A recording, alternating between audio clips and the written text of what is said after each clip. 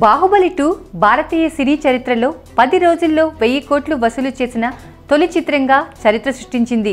తెలుగులో రూపొందిన బాహుబలి చిత్రాన్ని భాషాభేదం లేకుండా విడుదలైన అన్ని భాషల్లోని ప్రేక్షకులు బ్రహ్మరథం పట్టారు. ఇండియాలోనే కాకుండా అమెరికాలో సైతం విశేష ప్రేక్షకాదరణతో 100 కోట్లు కలెక్ట్ చేసి సంచలనం సృష్టించింది. ఇదిలా ఉంటే బాహుబలి సినిమాని చూసిన అమ్మాయిలైతే బాహుబలి లాంటి భర్త కావాలని కోరుకుంటున్నారు. ఎందుకు బాహుబలి లాంటి భర్తను కోరుకుంటున్నారంటే ఒకసారి బాహుబలి పాత్ర గురించి చెప్పుకోవాలి. బాహుబలి మహిష్మతి రాజ్యానికి రాజు అయినప్పటికీ మంచి మనసుతో దేవసేన మనసును దోచుకుంటాడు.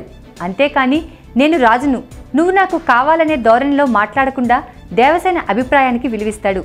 తన మహిష్మతి సామ్రాజ్యానికి దేవసేనను తీసుకువెళ్లేటప్పుడు పడవలోకి వచ్చేందుకు నిచ్చెన ఎక్కబోతుంటే నిచ్చెన పడిపోతుంది. అప్పుడు బాహుబలి వచ్చి తన చేతులని నిచ్చెనగా చేస్తాడు. ఇలా చేయడం ద్వారా తను రాజు అయినప్పటికీ భార్య కోసం ఏం చేయడానికైనా రెడీ అని చెప్పకనే చెప్పాడు. ఇక మహిష్మతి సామ్రాజ్యంలోకి దేవసేన వచ్చిన తర్వాత ఓ సైనికుడు దేవసేనను దురుద్దేశంతో టచ్ చేస్తాడు.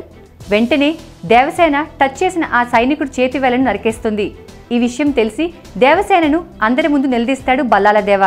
అక్కడకు వచ్చిన బాహుబలి అసలు ఏం జరిగింది దేవసేన అని అడుగుతాడు.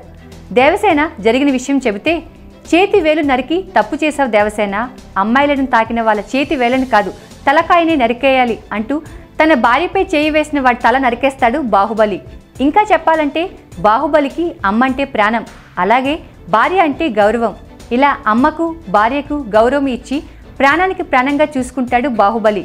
అందుకనే పెళ్లి కాని అమ్మాయిలు బాహుబలి లాంటి భర్త కావాలని కోరుకుంటారు. ఇదిలా ఉంటే ప్రభాస్కి ఇంకా పెళ్లి కాలేదు. మరి బాహుబలి క్యారెక్టర్ పోషించిన ప్రభాస్ ఎవరికి భర్త అవుతాడో చూడాలి.